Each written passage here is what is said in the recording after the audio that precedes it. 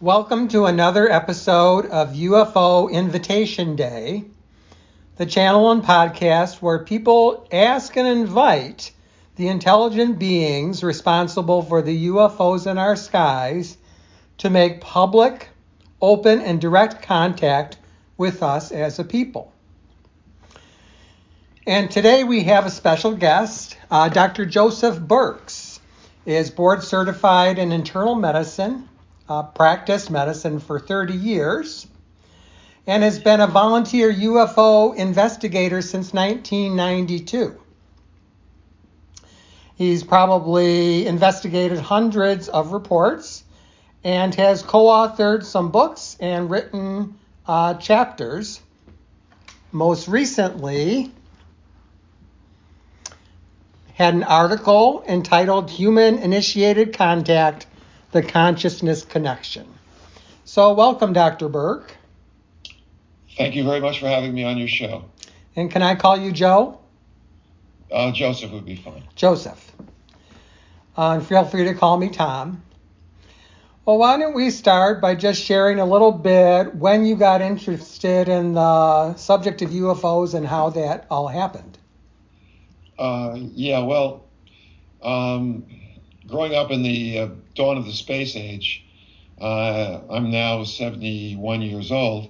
So in the 1950s, Sputnik happened, and then the American space race with the Soviets was on. And I was very interested in astronomy and science fiction and all the kinds of things that young people were excited about in the 60s. That included social activism. I was in New York City, which is a left-wing part of the U.S., so my mom was a left-wing social activist, so I was involved with civil rights and peace work. During the 50s, the United States and the Soviet Union were detonating hundreds of atomic bombs in the atmosphere, and the radiation was drifting over the planet. Young children like myself were getting their teeth irradiated because they did collections of the deciduous teeth of children. They found radiation, strontium-90. So I was part of a peace movement it was primarily led by women, but a lot of kids were involved too, because we were the ones who were drinking the milk and getting the radiation into our bodies from these nuclear tests. And that worldwide campaign ended with the United States and the Soviet Union signing a limited test ban treaty. So never really thought much about UFOs, but I had a family friend who was very interested. He was like a godfather to me. And he used to listen to Long John Nebel, who was a sort of like Art Bell of the 1950s, or Coast to Coast of the 1950s, since Art Bell is no longer with us for people. So it was late night radio. I'd have contactees on, and I wasn't much interested in the UFO aspect. I was interested in science fiction, but the seed was planted. So fast forward 30 years, I'm now a practicing physician, well respected in my medical group, 2 kids, a wife, a big mortgage to pay on the west side of Los Angeles, and a job working in an ER.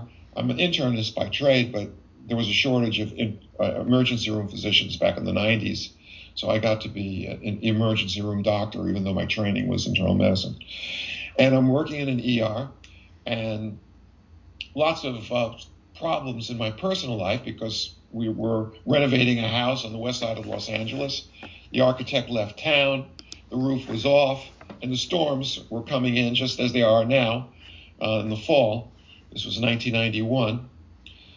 So I was working overtime to pay for the renovation. The house was being flooded, and I realized I needed a hobby. And I don't know if the audience has ever read the book House of God, but it's a satire of Beth Israel Hospital. And one of the heroes of the story, an attending, I believe, says, every man needs a hobby. And that was his panacea. So they'd be rounding on an alcoholic or something like that, and they'd say to the young doctors, what's his problem? And the young doctors say, well, he's jaundiced from alcoholic hepatitis. He's got portal hypertension. He's had several bleedings from his esophagus. But the attending would say, but what's his real problem? And the attending was apparently an avid golfer or something like that. And the answer was, because he didn't have a hobby. So I remember that line. I needed a hobby. So I went to the local public library, and for some reason, which I now believe was not chance, but some subtle psychic guidance, I believe I was probably contacted as a child. But this is all in retrospect. In 1991, I had no inkling of this. I said, what do you got on, I don't know, UFOs? And I read a book, The Amazing Gulf Breeze Sightings, by Ed and Francis Walters, about a wave of sightings that happened on this town near Pensacola, Florida. And they had beautiful pictures of Polaroids, which are kind of hard to fake. And Ed, who was a construction manager, took these pictures of what were then becoming the typical Gulf Breeze flying saucer with a power ring underneath it. And I read the book and was suddenly fascinated by the subject. In my spare time, read one book after another, and then about a year and a half later, I had courage to go to my first UFO meeting. And there at UFO Expo West, near the Los Angeles International Airport, Hilton, a tall, bearded, blonde doctor who was, like I, 6 feet plus, and had several kids, introduced himself to the audience, saying, "My name is Dr. Stephen Greer. I've developed a technique to attract UFOs to secure research sites where limited interactions can occur." Well, I had been a peace activist back in the 80s when the nuclear arms race was going full blast, and the United States and the Soviet Union had tens of thousands of nuclear weapons poised to be used against one another. And I had engaged in what was then called citizens diplomacy, where we went to the Soviet Union and met with doctors who shared the message that there could be no solution other than prevention to nuclear war. If a nuclear war occurred, the doctors realized that there would be no adequate medical response. And so we formed an international organization called International Physicians for the Prevention of Nuclear War. I became an officer in that voluntary peace organization of physicians, and we won the Nobel Prize in 1985 to educate both the public and governmental leaders about the dangers of the nuclear arms race. So I had some experience in what was human-to-human citizens diplomacy. And when Dr. Greer was selling his project as, shall we say, citizens diplomacy made large to the so-called space aliens, I got very excited by the prospect, joined up, was trained in the consciousness techniques of his Center for the Study of Extraterrestrial Intelligence. CSETI was the group that Dr. Greer formed back in 1990. And I formed a contact team that was quite high-powered. Again, I suspect the subtle hand of non-human intelligence was behind our project, because within a few months of meeting Dr. Greer, I had a stellar team of investigators who were meditating, going into the field with me, and we were having limited results. UFOs actually showed up at the research sites where we did our contact protocols. And there was a 747 pilot, Captain Joe Vallejo.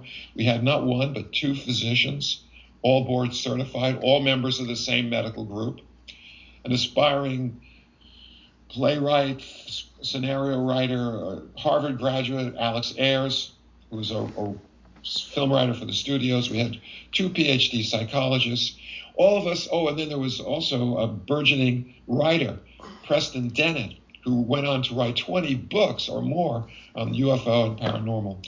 So this group, yeah, I wonder if I could came together. Cut in for just a sec. If I could cut in for just a second. I don't think everybody listening is familiar with the Close Encounters of the Fifth Kind protocol and what that involves. Could you share a little bit about what that involves? I prefer not to use the word Close Encounters of the Fifth Kind, simply because although Dr. Greer was my greatest hope back in the 1990s in terms of this radical program outreach, he's in subsequent years become a great disappointment.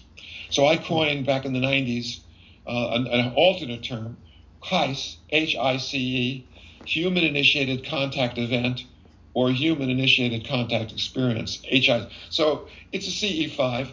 And what Stephen Greer did was very clever. He knew that there was scientific protocols developed by 2 very prominent scientists, Dr. Jacques Vallée, and of course, J. Allen Hynek. And these are the close encounters of designations describing various events in ufology. So a close encounter of the first kind is a close encounter within 500 feet of a structured object. CE2, or close encounter of the second kind, is an UFO event where there's physical evidence, radar tracings or ground tracings. CE3 is where a being is seen. This was made very popular by the 1997, I think, film Steven Spielberg, Close Encounters of the Third Kind. And the CE4 was added by Jacques Vallée, so-called alien abductions, where a human is removed from his or her familiar environment and taken aboard a spacecraft or to some other location. So Dr. Greer was clever, and he said, well, I'm going to call human-initiated contact events, which I call it HICE. He's going to call that a close encounter of the fifth kind, and he will have immediate name recognition and will fit into a scientific regimen established by these two very prominent, famous PhD researchers. So, of course, as I carried out the protocols of the CE5 initiative, which was the name of our program, I soon realized that what we were doing was not necessarily a scientific investigation. As time went on, it became clearer that we were engaged in more of what you might say an intelligence, counterintelligence operation, because immediately, as soon as we started doing the work, we developed the attention, we incurred the attention of United States intelligence services, and we had many encounters with surveillance teams. Our phones were tapped. At one point later on, years later, I was actually threatened to get out of the network by someone who sounded like an intelligence officer or contract worker. So there was, instead of us engaging in a scientific operation, what we were really doing was engaging in an intelligence, counterintelligence operation in which we were the middleman. On one hand, you have this unknown intelligence, so-called aliens. On the other hand, you have the national security state that was working to find out as much as they could about UFOs and the intelligence behind by following around the people who were engaged with them. Since the United States can't beckon the so-called aliens to interact with them, except perhaps if they, if you want to talk about the UFO nuke connection, you can say, well, the aliens definitely are interested in nukes. So if you want to engage the extraterrestrials, you can do so by putting out military hardware that has nuclear technology. But on a predictable basis, we were having encounters with the intelligence. What appeared to be structured craft were showing up. On one of our investigations, we had signaling back and forth. And this happened again when I followed Dr. Greer to Mexico, where we had an amazing encounter with what appeared to be a 300-foot triangular-shaped craft that came out between the volcanoes in February of 1993. So the intelligence services took a great interest in us. And given the fact that I had experience in the international peace movement, I was accustomed to the idea that both the KGB and the CIA was interested in our peace movement because we were directly engaging with the Soviets. And so I was able to work through whatever issues I had about the surveillance and some harassment. And we were able to continue our operations despite having looky-loos in terms of intelligence officers or our phones being tapped and that sort of thing. And we were able to continue our operations to engage the phenomena, document our encounters for a good 5-6 years. Well, this is really fascinating. Just for those people that don't know, for this human-initiated contact event, you and all these other people would get together at a specific place, like a beach or someplace quiet and meditative, spend some time getting into a meditative stance, and then invite the extraterrestrials to make contact, to show up, to say, right, we're here, we would like to see you. Could you come and communicate or show yourself.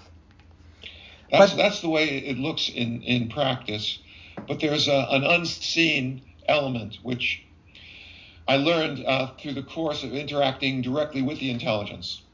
And it has been said that the intelligence behind the UFO phenomena can access our consciousness, our mind, as readily as you and I access light at home by turning on a wall switch. And what I came to realize was that although everyone on my team was interested in the phenomena, and that many of them had sightings before going out into the field. After all, who's going to be gung-ho enough to engage this unknown intelligence, going to the effort of field work and all the preparation, unless they are highly motivated? So most of the people on the team not only had a sighting, but in addition, I believe, prior to them being involved with the contact work, they already had a subconscious mental link between the phenomena.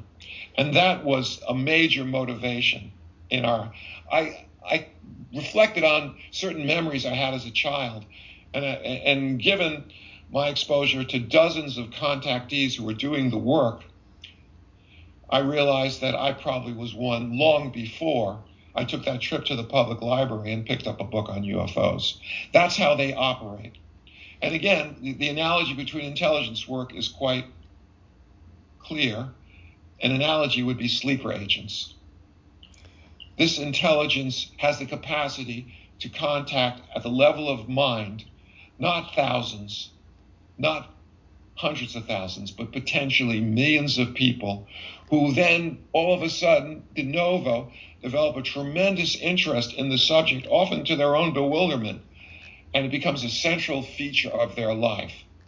So many researchers in MUFON, which I became a member of, Mutual UFO Network, and had sightings as children or other contact experiences. They gave up their careers at an early age. The number of professionals that are in the ranks of UFO investigators who at age 55 or 58, when they still had 5 to 10, 15 years left of their career, suddenly are giving it up. This bespeaks of a motivation that's a lot stronger than just a hobby. Although initially I thought that's what I was getting into when I joined the ranks of, I call, by the way, the CE5 investigators contact workers. I don't like particularly the idea that we're engaged in a scientific investigation. We're not. The intelligence behind the phenomena controls almost every aspect. Who is going to get the sighting? What teams are going to have the engagements? The only thing they can't completely control is how we're going to feel about it. But they choose us. But the human-initiated contact efforts are important because it becomes part of a growing body of experience of how to engage this otherness that experiencers now call ET, and which I no longer am totally convinced is extraterrestrial in nature. But this is something that during my years of investigations from 1992 to 1997, I believed completely. I thought in those years this was an extraterrestrial intelligence. I swallowed hook, line, and sinker, the bait that Stephen Greer fed the contact teams.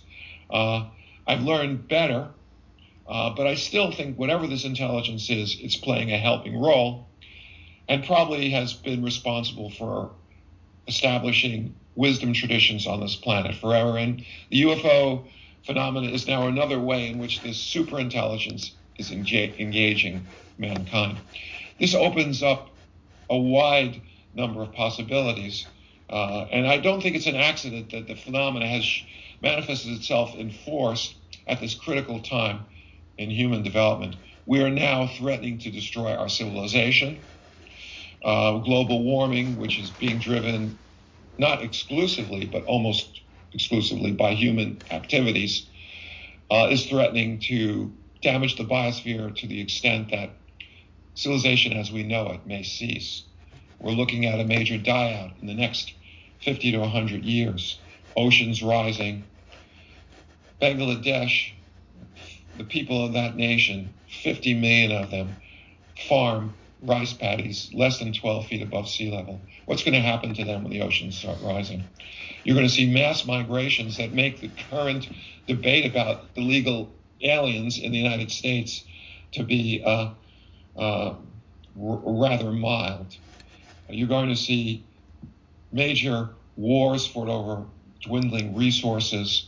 And I think the intelligence behind the phenomena, as it parades itself in front of U.S. military and contactees alike, they are sending a message that we're not alone in the universe, that if our civilization chooses to evolve both technologically and, more importantly, spiritually, there will be the possibility of some limited assistance.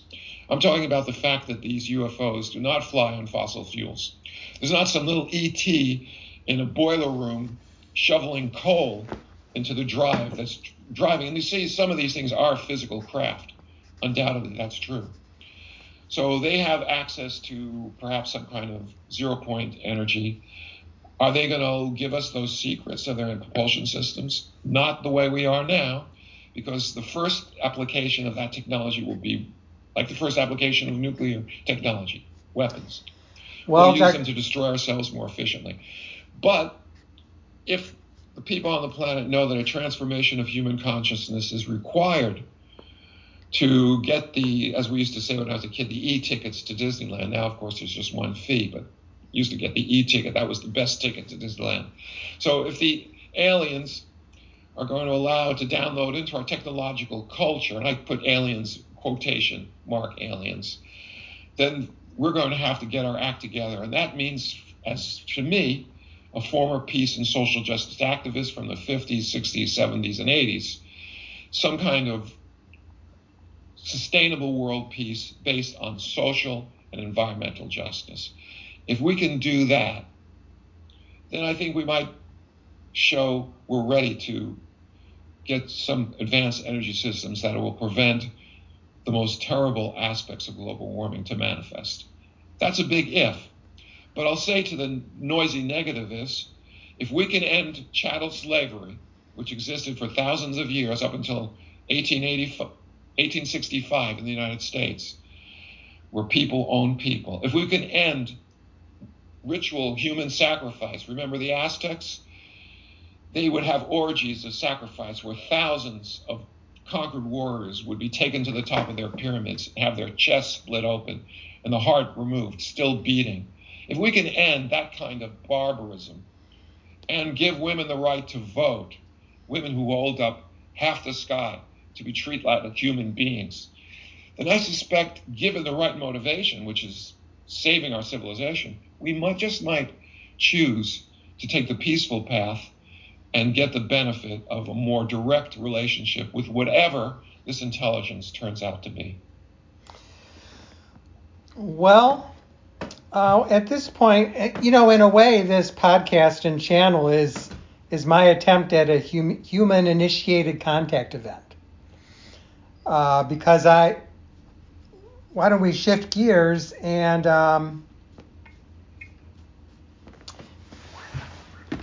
where you ask the intelligences directly if they would make contact. Assuming, do you think, are you in favor of them making public contact at this time?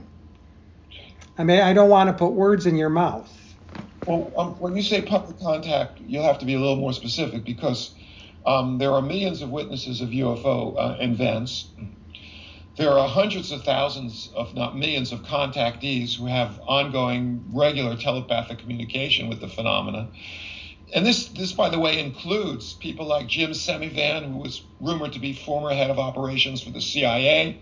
And don't forget, President Reagan had not one, but several sightings, and even was rumored to may have had a missing time on the way to the party at Shirley MacLaine's house, if you can believe that account.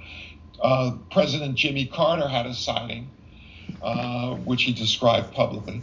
So what do you mean when you say public? They have been appearing publicly. Now, if you imagine they're going to land on the White House lawn and announce, "Take me to your leader," the question is, well, why at the White House? Why not at the United Nations? And will they have to land in front of 250 nations? Or that, maybe we're a little less than that. But so again, people have a notion that somehow public means the establishment, the ruling elites will acknowledge the phenomena. Well, as a peace and social justice activist, it didn't take me long to figure out that this phenomena threatens all terrestrial elites. You know, the military, who is shown to be impotent because they cannot secure our, quote, airspace, as if we own the air above our planet. ETs looking down on the Earth are going to not see borders. They're not going to see boundaries. It's like the astronauts, Edgar Mitchell, who had an epiphany when he went to the moon. He saw us as one planet, and that we are one people. So the aliens are not going to respond to our nation states as the way of legally and formally initially making contact. Nationalism is very popular, but you got to remember that at one time there were feudal states. China was not an empire initially, but it was many, many different warlords fighting. So civilization evolves. Nation states were an improvement. But the next stage, if we are to survive, will be some kind of just world government, not based on some manipulation, but on the basis of the desire for self-preservation. The problems that we face as a culture are too great to be addressed by nation states. We see that now with this international meeting that's going to happen in Glasgow, Scotland, trying to address global warming. The problems are too big for one nation state. So whatever the extraterrestrials are, they're not going to disclose their presence by going to the White House lawn, because nation states are as much part of the problem as they are part of the solution. Well, the idea here is what would, we could talk about what I would like to ask from them, but the idea is what you would like to ask from them. If they were right here, they're right here, and you were talking to them, say, hello, my name is Joseph Burke, happy to meet you in person, and then here is what you would like to see happen. That's the whole idea behind this project that I've started. Right. Well, I may have had such encounters, but was rendered amnesic of the event. Because I did have missing time on 2 occasions. One, very interestingly, was a stage series of events where throughout the CE5 network in the fall and winter of 1993, the intelligence behind the phenomena staged missing time events across the entire network. This happened in Denver, where one contact worker named Ron Russell had missing time. He was a CE5 activist, contact worker. He had a missing time about an hour at home. A couple of weeks later, this man who I call Misha was a Russian Jewish emigre, young man who actually claimed that when he was in the former Soviet Union, he had a lucid dream that he was going to emigrate to the United States and work with a tall, bearded Jewish doctor in an emergency room. And a year or 2 later, when he got a job as an EKG tech in my ER, Panorama City Kaiser, he claimed I was the man of the dream. We together had missing time after field work, driving back from Joshua Tree National Forest. And then one day later, National Park, then it was called Joshua Tree National Monument. One day later, 7 contact workers, headed by my friend Wayne Peterson, had double missing time in the course of field work in the Sonora Desert outside of Phoenix. So, for all I know, I may have had such an encounter that you described. Fair enough. I was rendered amnesic, and we could talk about that. Fair enough. Let's do this. Let me tell you what I envision, and let's see what your reaction is to it. What I would like, I believe our population needs a shock to really be shocked if they're really going to examine what we're doing to this planet.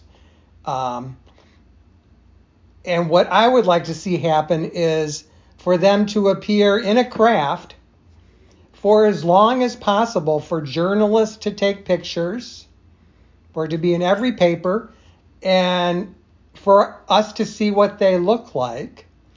And again, long enough, because, Joseph, I mean, we don't communicate telepathically. We use language. And the way information gets disseminated on this planet is through journalism. Now, whether you like journalism or not, that's how we share information across the globe. Right. So Well, that's what I would like to see. Because you're talking as if this hasn't happened. Are you familiar with what happened on July? It was 7/11 in Mexico City, 1991. You're familiar with that? There was a total eclipse of the sun, and beneath that total eclipse of the sun was a glowing plasma-surrounded UFO that was seen by hundreds of thousands of people. And if you believe Jaime Maussan, was videotaped by 15 or 17 independent people who were filming the eclipse and got the flying saucer. Oh. If you're familiar with Rama, the group of contactees from Peru, on numerous occasions, the press was invited and actually witnessed and filmed some of their, what they called encuentros programados. Okay. Programmed encounters. So I can tell you that the press has been dragged kicking and screaming to these events, and the product of a UFO truth embargo for the last 70 years is that finally the New York Times in 2017, after being the bulwark of disinformation and lies and ridicule and denial, saw fit to do their job and cover the subject. Okay. Remember what I said about this issue is opposed by all terrestrial elites? Who do you think the New York Times and the journalists serve? They serve you and me? No, they serve the owners of the journals and the networks. And what do those people say about the aliens? Well, they're not so sure they're good for business. Remember what we talked about in terms of a little ET shoveling coal in the boiler room of spacecraft? Well, they don't do that, obviously. Okay. And for the captains of industry who control the largest industry on our planet, oil, petrochemical, coal, free energy would be bad for business. This phenomena is terribly threatening, not so much to the people, in my opinion, Joe Sixpack, but to the people who are the most powerful individuals on this planet. Now, there has been attempts by the so-called aliens to bridge the UFO truth embargo, and obviously the response has been mixed. Would you agree? Well, you and I see eye to eye on a lot of things. I mean, it's clear that these intelligences are not impressed with our power structures here on this planet. And they appear to everybody, no matter their background, no matter if they're considered important people. I mean, they appear to everybody. There's experiencers from all walks of life, from all backgrounds, from all countries. Mm-hmm. But and I'm not saying we haven't made progress, but how many people in this country go about each day with the awareness in their mind that there are other societies, other civilizations, and that our way of doing things is not the only way of doing things, and we can learn from these off-world intelligences. What you're talking about is an issue. But yeah, I mean, I think it should be in everybody's awareness. In every problem we look at, we should be wondering how do these visitors and their civilizations handle these issues? Because it's more in the public eye, but you're a contact experiencer, I presume, correct? You've had a sighting? I have not. Any alien contact, as far as you can tell, in terms of missing time or telepathic communication or any of that stuff? Well, like you, I wonder if I've been led to be interested in this subject. The same way, in retrospect, I mean, it feels like you felt that way. So I've wondered that. But I would like some direct contact. I would like to see for myself. And I think the average American, the average citizen of planet Earth, would like to see for themselves. And then maybe it would be more in their awareness on a day-to-day basis. Well, I could try to answer your question in several ways.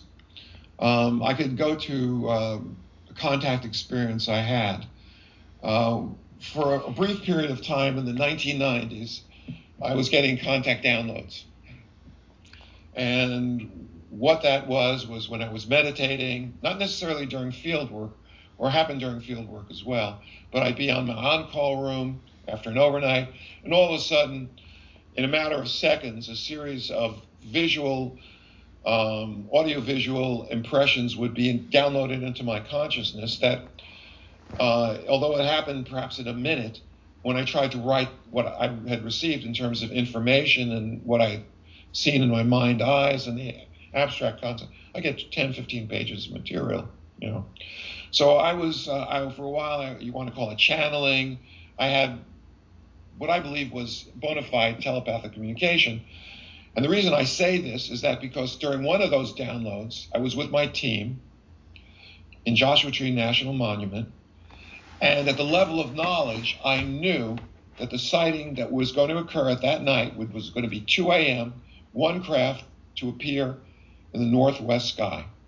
Along with it, I got detailed information about the so-called ET groups that were interacting with us. Well, sure enough, by the way, I was advised by the CSATI director that if you receive such information, a heads up when the sighting is going to occur, you must share it with your coworkers to verify that this was indeed a bona fide telepathic communication. Because if you say after the fact, you can say, well, you made it up. So I shared with my team 2 a.m., northwest sky, one craft, showtime. I told my team, by the way, because I was working a lot of overnights in those days. I was still a young Dr. Burkes, but it had a big wear and tear on my psyche and my body working overnights in the ER. So I said to my team, I'm taking the first shift resting. You can do the protocols, meditate, play the anomalous tones, flash the lights, wake me up at 10 minutes to 2, because that's when showtime is about to start. And sure enough, 2 a.m., craft appeared in the northwest sky, flew quietly by us. Everyone on the team got to see it. It was red, it was glowing, it was moving maybe 200, 300 miles an hour, totally silent. And then it accelerated across the desert, going east at maybe 1,000 miles an hour. It just shot off like it was shot out of a rifle. Well, along with those, with that heads up, I was given abstract information about who the ETs are and what they were trying to do. And you could say, well, maybe it isn't true, but it certainly was associated with information that I could verify. So on the basis of that kind of experience, I have some confidence that what I received was not fantasy, was not wishful thinking, but was some kind of telepathic communication. And during one of those communications, they explained to me that they have been involved in this particular project, and the ET beings that I was interacting with, some of whom were very old, 500 years was the age that one of them revealed was his age. So for them, the 50 or 100 years required for us to move from horse and buggy to spacecraft, and radio shows like War of the Worlds in the 1930s, to actually getting out into space and having now worldwide network of contact experiencers who are engaged in human-initiated contact events. For them, that's not such a long time. And what they communicated to me was a sense of this is a historical development, and be patient, and also be careful what you ask for, because they reminded me again and again who we are. If you look at the history of the human race, it's not such a pretty one. And our ability to find enemies and make enemies out of a potential friend is legion.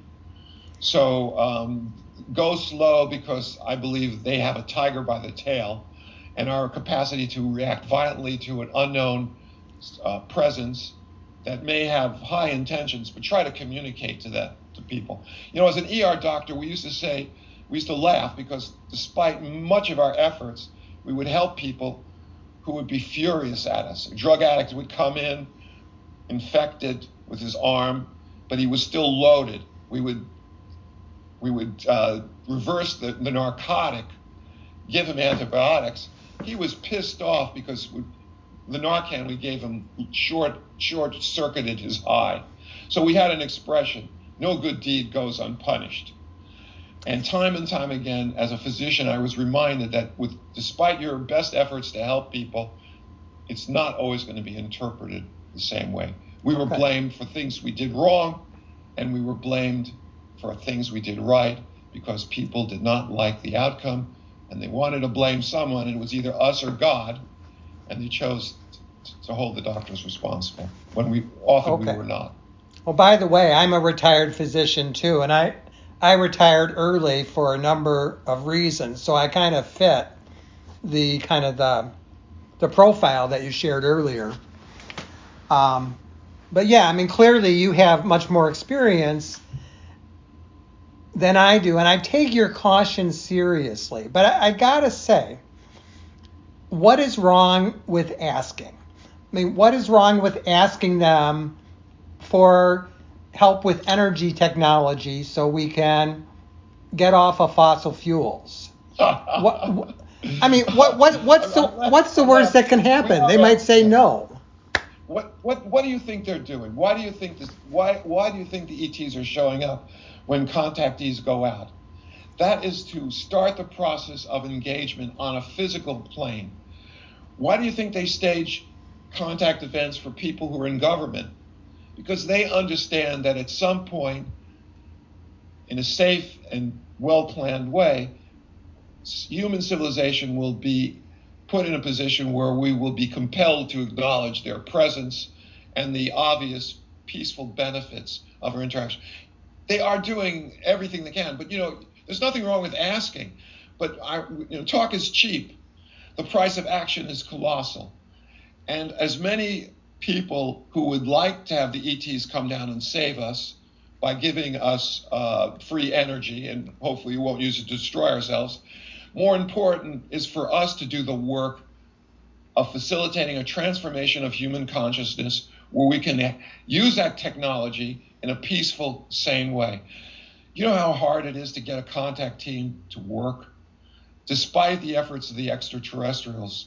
Oh gosh, I remember trying to get a team to go out, Southern California, when the temperature drops below 40 degrees, people in LA think the world is coming to an end.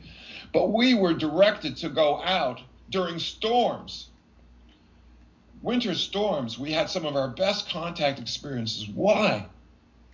I finally figured out because during storms, helicopter gunships and F-14s can't operate. And our research lab was not far from a naval air station in Joshua Tree National Monument, 29 Palms Naval Air Station.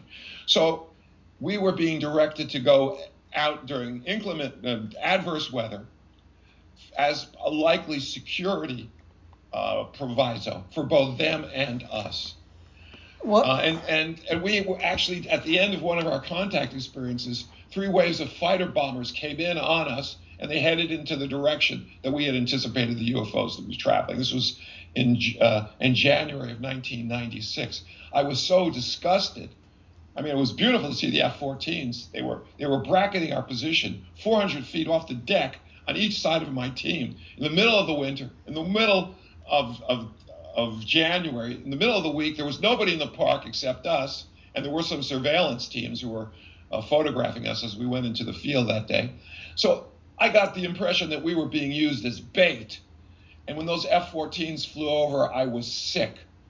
I was sick because I realized that at that altitude, the pilots could not safely eject if they shot and the so-called aliens had defended themselves. And I didn't do contact work in the United States for 1.5 years after that. So I'm telling you that it's nice to ask, but it's very hard to get this program to continue because we are limited as a race of beings. And the spiritual transformation that's happening, which emphasizes consciousness as something to identify with rather than nation state or money or ego, is going to take time. I was transformed by the experience. I never meditated before I did contact work. I was a big time meat eater. And as soon as I took a TM course in meditation, I couldn't eat meat. I choked. Why? Because in every ounce of meat, there's a pound of pain. Those poor animals that are being sacrificed unnecessarily. Well, that was part of my program that would enable me to reach out to them. Well, let me ask you this. What if part of the change in consciousness is us asking for help? You know, it's like between human beings. If you try to help somebody who doesn't want it, it's not welcome. Nobody likes that. Nobody likes somebody trying to come in and fix them. But what if they're waiting for us to ask? To say we're really in a bind here. I'm not getting through to you. I can see. We are asking. But what I'm saying is it takes time. And as far as help goes, if you haven't read it already or your listeners haven't read it, I recommend that you read Chapter 6 of Beyond UFOs. Because in that chapter, Preston Dennett and I went through the 1,500 people who answered the question, have you ever been healed or anyone in your family healed by UAP intelligence? Is half.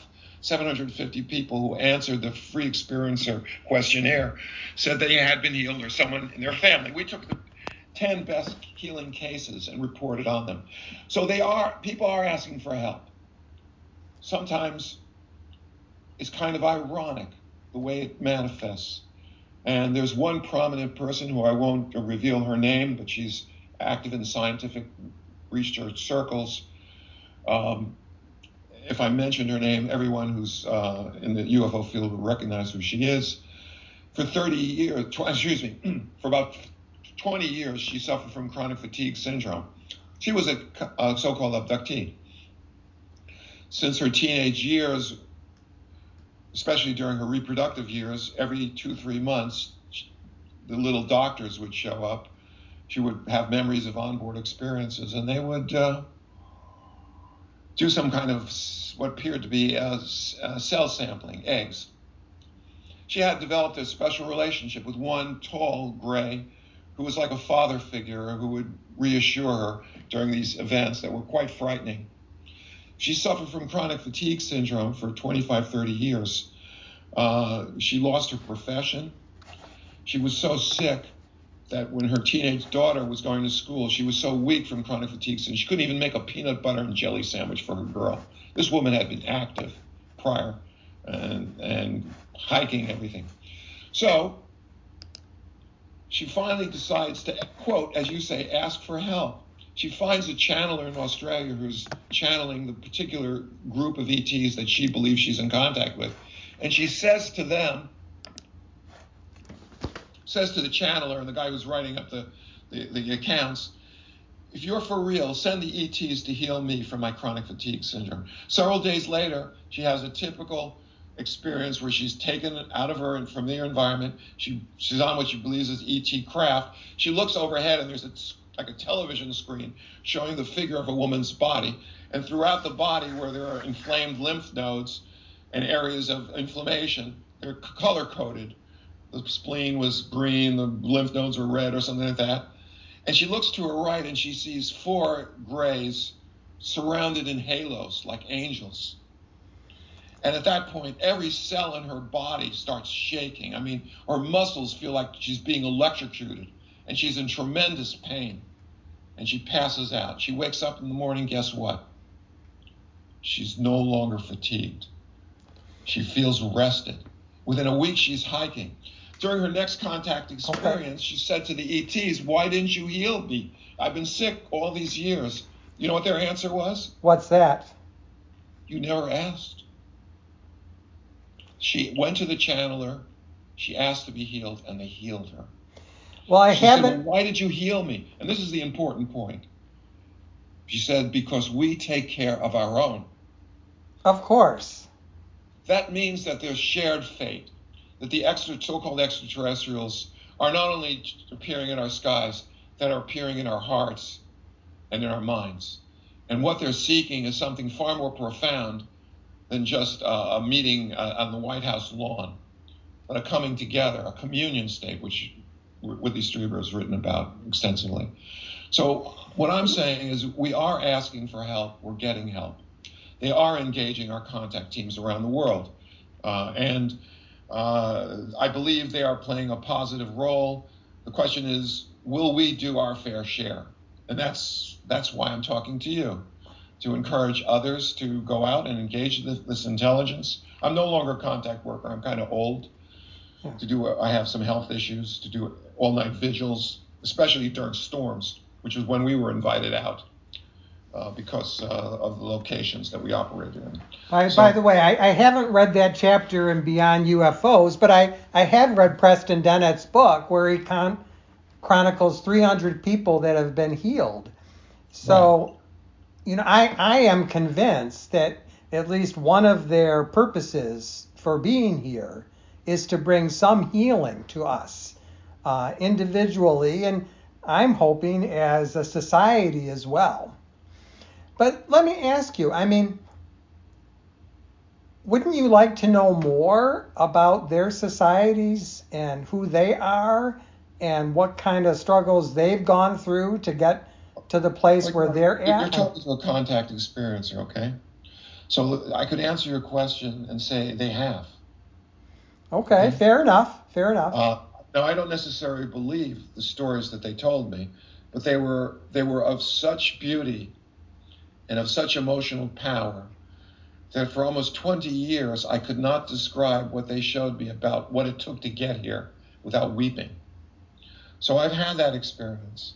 But I also know that they, with their audio-visual and contact downloads, what they show us is not necessarily an accurate portrayal of what actually happened, but it is a kind of propaganda or motivation, something that fits into our belief system to keep us motivated to doing the work. So I could share in detail about what I was shown, but I truly doubt that accurately describes their true history.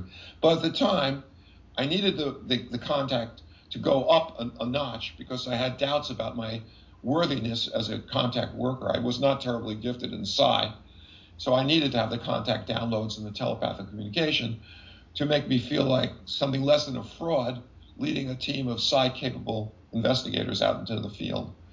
So, but I think they are. I think there are elements of truth in all the contact messages, and if you want to go to the channeled literature, you can read. There are literally hundreds of books written by contactees. There are hundreds. What they believe is an accurate portrayal of the so-called ET civilizations. So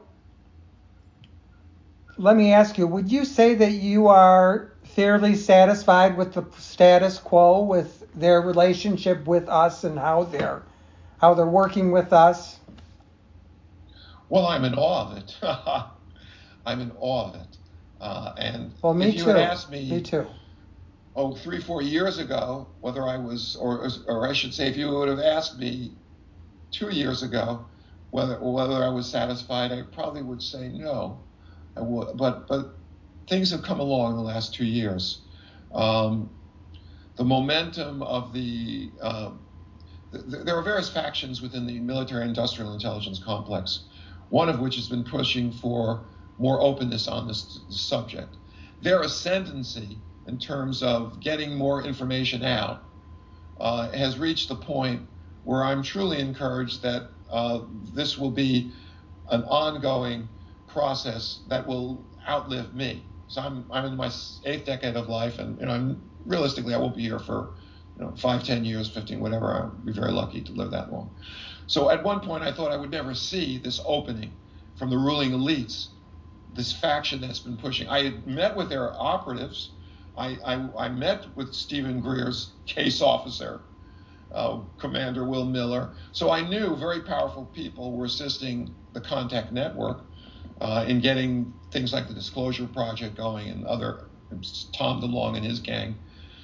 But what really encourages me and makes me feel satisfied is that the next generation of contact workers are taking to the field. And not only are they doing the same sort of things that we did, I should say, 30 years ago, they're doing it better.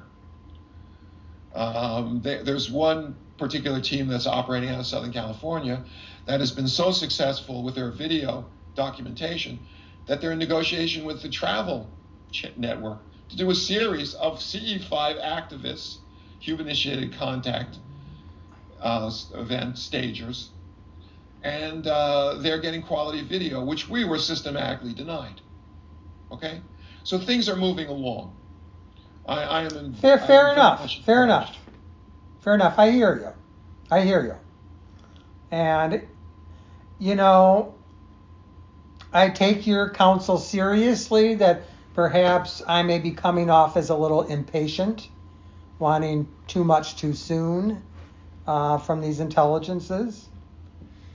But still, the whole impetus behind this project that I've started, and I don't know how successful it's going to be at this point, is that we've never asked directly. We've never come out and asked to say, hey, could you come out of the shadows a little bit more than you have, so that everybody has no doubt that humanity is not. What you ask for, because there are many people who have very strong feelings on both sides of the equation. There are those who are like me, who are contactees, who are welcoming this otherness that we call extraterrestrial, and there are those who feel they know what the problem is, and they know that the ETs are demonic. And many people in this country feel that abortion is murder, and doctors who carry out safe legal abortions are murderers, and that gives them the right to kill them. And so doctors and nurses have been killed in this country because of certain fanatical views from some fundamentalist Christian groups. Now, be careful what you ask for, because if they move too quick and contact is flooded into this mass consciousness without proper preparation, there will be people who are going to react quite extremely and will very possibly kill us. If they know that we're dealing with the devil and my team is out in the middle of nowhere attracting UFOs, what would stop some of their people to go and confront the devil? And if they can't shoot down ET, shoot us. I was in Mexico when we had this rapid mobilization investigative team that the CSETI director had, and we were on a farm at the base of Popocatépetl volcano, and one night some drunken, we assume were drunken Mexican farmers, because there was a fiesta going on in the village not far from us, and there was a lot of celebrating. A farmer saw our lights and with a shotgun was coming to shoot us. Okay? Yeah, I get that. So what I'm saying is, be careful what you ask for. That the intelligence behind the phenomena has been dealing with us for a very long time. It's an ancient phenomena. They may have been responsible for the wisdom traditions that we call religions. I get that. So the pace of change may be excruciatingly slow for people like you and me who want everything and they want it now, but we can't because it's just not safe. We're just too violent and dangerous a race of beings to thrust upon the mass consciousness the realization that you and I would like to see happen, but will need to happen in a peaceful way, in a gradual way. Okay, fair enough. Joseph, well, this has gone a much different direction than I expected, but it's been very challenging and very, very interesting. I don't want to end without a counterpoint, though. humanity seems to rise to the challenges that are presented to us. And Right. there would be some definite growing pains to have more direct contact with off-world intelligences. But I'm coming at this with the idea that we will adapt. And the first generation will struggle most. And then the idea that there are off-world civilizations will be a natural, everyday, common fact that every school kid is aware of. Right. I guess it was said in science progresses one funeral at a time. The old guard that is not accustomed to the new ideas, whether it be Newtonian physics or quantum mechanics or now the science of consciousness, the old guard cannot accept change, but the young people growing up, becoming scientists who are more familiar with these ideas, are more willing to accept them. So progress is occurring, and I won't be around here for too much longer, but I am encouraged by what I'm seeing, and I hope you and your listeners will leave this chat with a hopeful perspective. I agree. Well, again, why don't we wrap this up? It's been a pleasure, and any final words you'd like to share? Well, for those of the people who are going to have a sighting, I would say always don't just stand there with your mouth open. Flashlight on and off to see if the UFO signals back, or in your mind, or think, if you are what I think you are, move to the left or move to the right. And that will establish the consciousness connection and will be a far more satisfying experience. It will be what I call human-initiated contact event. Thank you. Thanks again for appearing on this podcast. Thanks so much. You're welcome. Goodbye.